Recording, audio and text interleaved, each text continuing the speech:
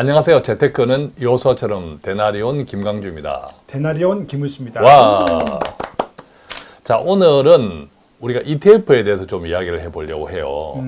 ETF라고 하면 대체로 이 방송 듣는 분들도 다 한 번 이상은 들어봤을 거예요. 그죠? 그렇겠죠. ETF는 네네. 투자 시장에서 가장 기본적인 상품으로, 보편적인 대중적인 상품으로 자리 잡았기 때문에 요즘 이렇게 자리 그죠? 잡은 것 같아요. 대체로 다 알고 계실 건데 중요한 것은 잘 아는 게 중요해요. 네, 그리고 우리가 어디까지 할 거냐. 그렇죠. 네, 너무 많거든요. 잘 알고 적용하는 것이 네네네네. 중요하죠. ETF도 보면 뭐 극단적으로 이야기하면 주식 종목 숫자만큼 많아요, 그죠? 정말 많습니다. 예, 극단적으로 이야기하면 맞습니다. 예, 그래서 그 많은 첫째 ETF를 이해하시는 것이 중요하고 또 그것을 어떻게 적용하는 것이 나의 포트폴리오에 중요하다라는 생각이 드는데요. 우선 네. 그럼에도 불구하고 ETF가 뭐죠? ETF 네이버에 나옵니다. ETF는 Exchange Trade Fund니까 주식처럼 펀드를 시장에서 예. 사고 팔 수 있는 거죠. 예. 오늘 이 책을 우리가 참고로 네. 가져왔는데요. 네. 존 보글의 투자의 정색. 네. 이 책은 제가 이 책을 보고 이 책이 언제 샀냐 하고 호구 조사를 해보니까 네.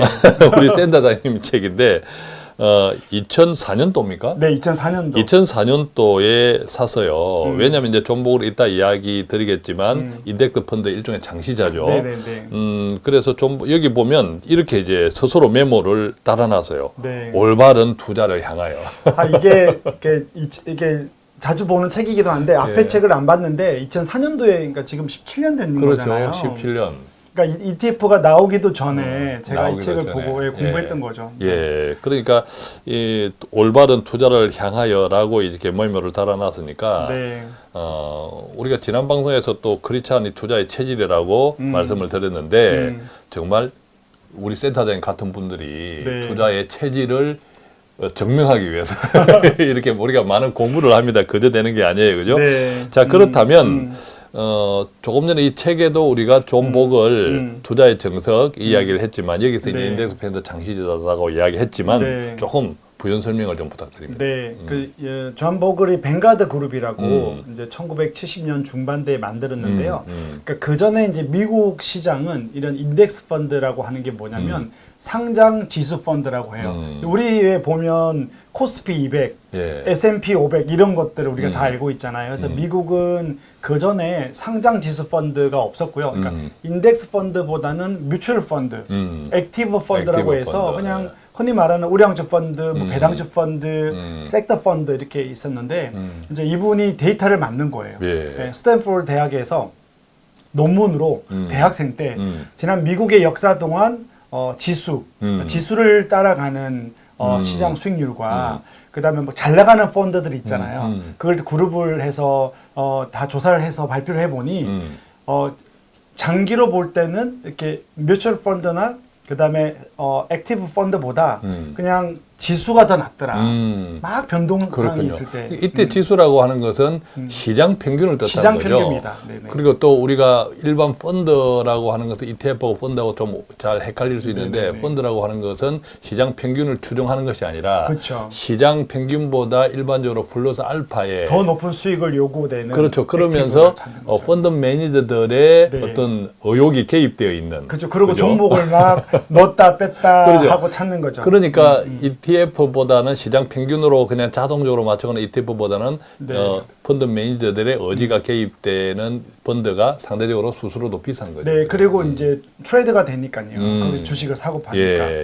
그래서 그렇군요. 이제 이분이 예. 그 데이터를 가지고 이제 뱅가드 그룹을 1976년도에 만든 걸로 제가 알고 있고요. 이 책에 나와 있는. 그러니까 그렇게 이제 말씀하시면 상당히 그 당시에는 상당히 의외였겠다. 왜냐하면 사람들은 결국 평균에 만족하지 않거든요. 그렇죠.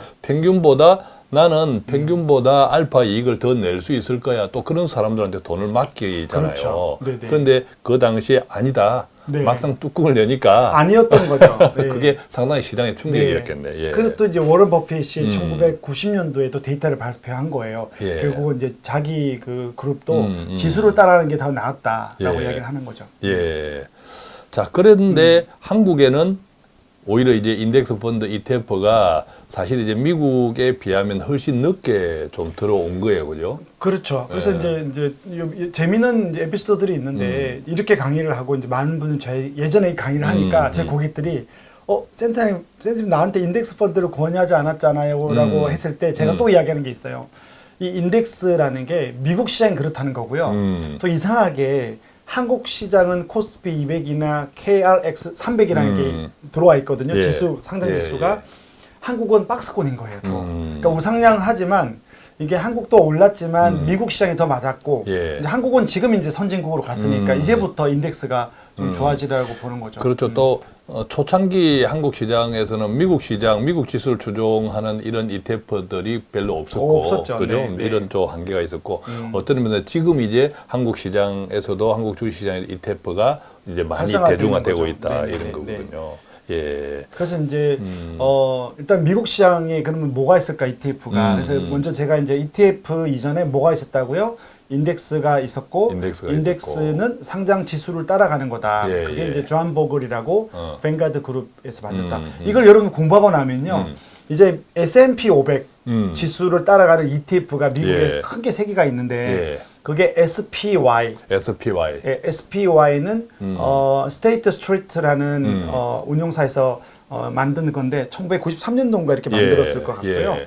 그다음에 이제 VOO라는 게 있어요. VOO. 네, 예. ETF인데 VOO가 뱅가드에서 만드는 거고요.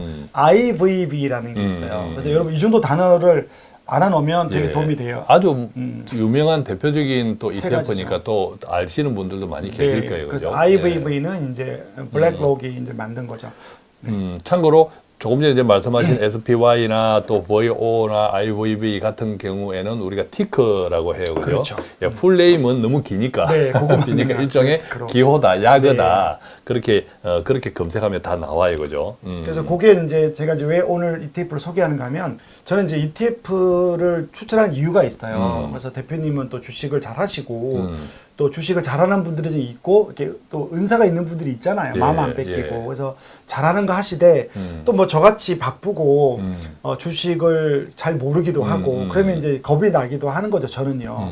그러면 이제 미국의 어떤 종목을 고르기보다 저는 ETF를 사라라고 이야기를 하거든요. 그때 이제 티커를 사면 되는데 예. 이게 너무 비싸요 지금. 예. 한 주당 한 400불 정도가 넘거든요. 그렇죠. 그래서 예. 이제 오늘 ETF를 하는 이유는 작년에 이런 똑같은 미국 S&P를 따르는 추종하는 예. ETF가 한국에 나왔다. 지금 보면 조금 전에 말씀하셨던 SPY나 IVV나 또는 VO 이런 한 주가 거의 400달러 네네네네. 뭐 그냥 수준이더라고요. 네, 좀 한국 넘어간 돈으로 거죠. 하면 거의 네네네. 뭐 50만 원 50만 가까이 원인 되죠. 거죠, 한 주당. 예. 이게 왔다 갔다 합니다. 한 주당. 네네. 예. 근데 이제 이게 한국이 이제 세금 문제도 있기도 하죠. 그걸 사면 또 뭐 이게 기타 소득이냐 이런 게 미국 이제 주식을 사는 거니까요. 그래서 좀 마음 편하게 할 수 있는 게 한국에 이제 작년에 좀 많이 들어왔어요. 예. ETF가. 그래서 이제 그것도 좀 여러분들이 아는 분 많겠지만 정리를 좀 해드리면 예를 들어서 타이거 S&P ETF다. 예. 미국 ETF다 그러면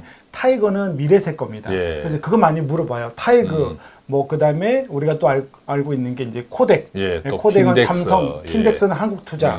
그다음에 아리랑은 하나자산운용. 이 정도 여러분들이 알면 되고요. 예. 앞에 이름은 운용사 이름이다라고 운용사 이름이다. 보고 그래서 미국 한번 쳐보십시오. 코덱 미국 S&P 500 ETF를 예. 사면 그게 지금 한 13,000원 정도 하거든요. 13,000원. 네, 그럼 나는 주식이 좀 겁이 나고 애플이나 뭐 이렇게 구글 사기가 구글은 또 너무 한 주에 또 뭐 너무 비싸니까 내가 한 달에 뭐 10만 원 가지고 할 수 있는 게 뭘까라고 했을 때 상장 지수 펀드를 따라가는 게 ETF고 그다음에 미국 ETF가 그렇게 티그가 있는데 그다음에 한국에 들어온 게 작년이다. 예. 이런 걸 한국에서 미국 S&P 추종하는 ETF를 여러분들이 주식처럼 예. 한 달에 몇 개씩 살 수 있다 이렇게 예. 소개를 해드리는 거예요. 그렇군요. 네, 네. 또 미국 ETF를 직접 사면 네. 한 주당 가격도 비싼 또 부담도 있지만 네. 또 장점이기도 하고 단점이기도 합니다만 환율도 있잖아요, 그죠? 네네네네. 환율도 있고 또 세금 관계도 조금 다르고 네네네네.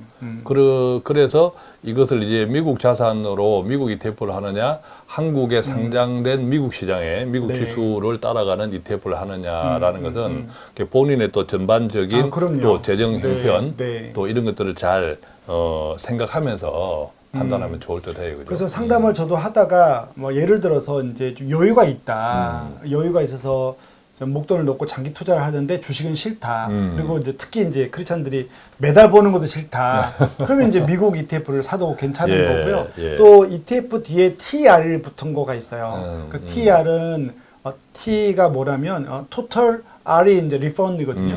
예, 그래서 계속 배당금을 받은 걸 예. 재투자하는 게 이제 예. S&P ETF TR이라고 해서 배당을 재투자하는 거예요. 예. 배당을 받는 거 좋아하시는데 재투자다 보니까 그래서 이제 상황에 맞게끔 미국을 해도 되고 그다음에 금액이 좀 적은데 내가 상장 지수 펀드 ETF를 하고 싶다. 예. S&P나 나스닥이나 예. 이런 걸 하고 싶으면 이제 한국에 그게 들어와 있으니까 공부하셔서 한번 해봐도 좋을 거다 생각을 하는 거죠. 예. 결과적으로 보면 미국에 상장되어 있는 미국 ETF나 네. 한국에 상장되어 있는 미국 지수를 추종하는 ETF나 네. 거의 뭐 같이 움직이는 것은 맞죠, 그렇죠. 그죠? 거의 예, 거의 한 95% 싱크를 갖고 움직입니다. 같이 움직이는 맞고. 다만 이제 아까 우리가 말씀드렸듯이 또 서로 세금 문제라든지 환율 문제라든지 네. 이런 것들이 다르므로 그죠? 뭐 환율이 좋을 때는 환율이 계속 올라갈 때는 오히려 미국 달러로 그렇죠. 가지고 있는 것이 네. 좋을 수도 있으나 환율 역시도 늘 변동이 되고 그것도 네. 변동성이니까 네. 그것이 조금 싫어하고 네. 부담스럽다 하시는 분들은 그냥 환율에 노출되지 않은 네. 뭐 한국 ETF, 미국 지수에 추종하는 뭐 이런 것들도 본인의 재정이나 또 여러 가지 투자 적합성 이런 것들 따져가면서 그렇죠. 하면 좋겠다. 그래서 그죠? 심지어 이제 뭐 고객들 중에 이제 고등학생인데 미국에 좀 베이스가 있거나 이런 분들은 달러 자산을 가지는 게 좋거든요. 예, 그래서 그런 예. 분들은 또 오히려 미국에 있는 거 직접 사서 달러 자산을 갖고 있는 맞아요. 분들도 있고 예. 그래서 투자가 정보가 그렇게 들으면 항상 우리는 우리에게 맞는 게 뭘까? 예, 욕심내지 말고 찾아서 나한테 맞는 걸 찾는 것도 훈련인 것 맞아요. 같아요. 대표님. 조금 전에 아주 좋은 이야기를 해주셨는데 달러 자산은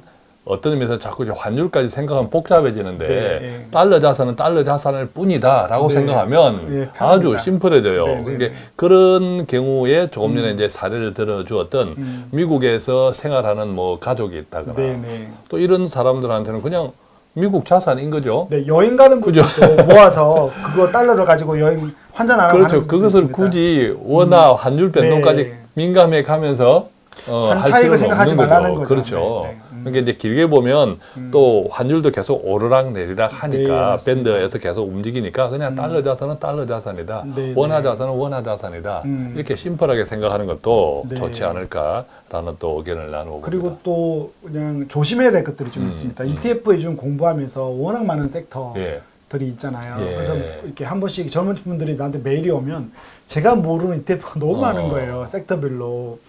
그래서 뭐 기후는 기후대로. 그래서 이거를 이런 전체를 모은 메가 트렌드라 그러는데 예. 이렇게 메가 트렌드를 모아서 누군가가 관리해서 이렇게 운용하면 괜찮은데 개인이 섹터를 다 찾아가지고 맞아요. 이 ETF하고 ETF를 30개 하는 청년을 봤어요. 예. 그러니까 예컨대 요즘 뭐 메타, 네.